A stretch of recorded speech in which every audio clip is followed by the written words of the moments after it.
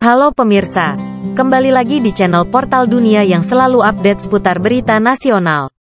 PDI Perjuangan (PDIP) membuka diri untuk menjalin kerjasama dengan Partai Demokrat di Pilpres 2024.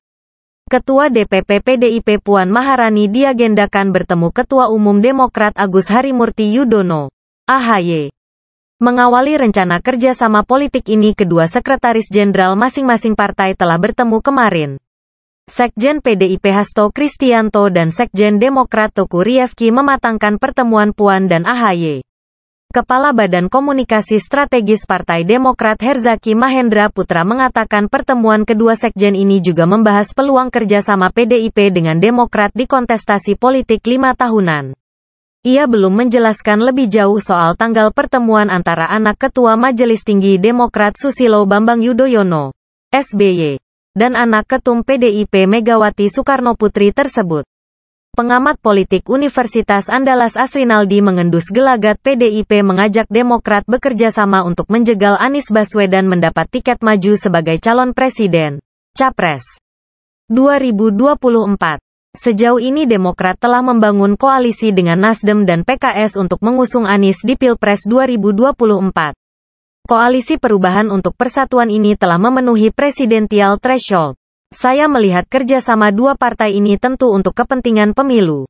Apalagi Partai Demokrat adalah bagian dari koalisi perubahan yang digagas oleh Nasdem.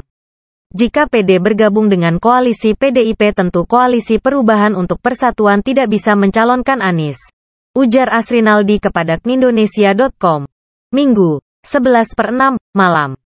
Namun, Asrinaldi mengatakan dua partai ini baru tahap penjajakan. Menurutnya, tawaran ini tak mudah bagi Demokrat, sehingga harus ada pertimbangan yang mendalam untuk mengkaji untung rugi kerjasama dengan PDIP. Menurutnya, jika bergabung dengan PDIP, Demokrat dapat memperoleh keuntungan berupa perbaikan hubungan dengan partai penguasa. Di sisi lain, Demokrat bisa dinilai inkonsisten oleh publik yang bisa berimbas pada suara partai.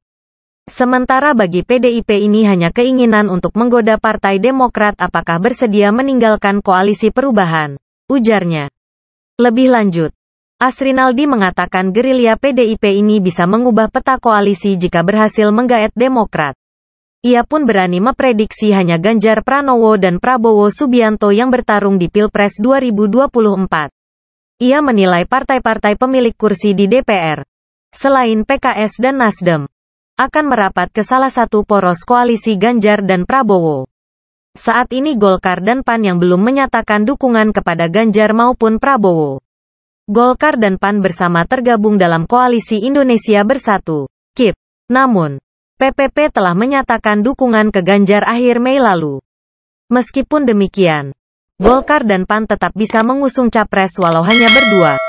Berbeda dengan Nasdem dan PKS yang tak memenuhi ambang batas pencalonan presiden jika Demokrat bergabung dengan PDIP.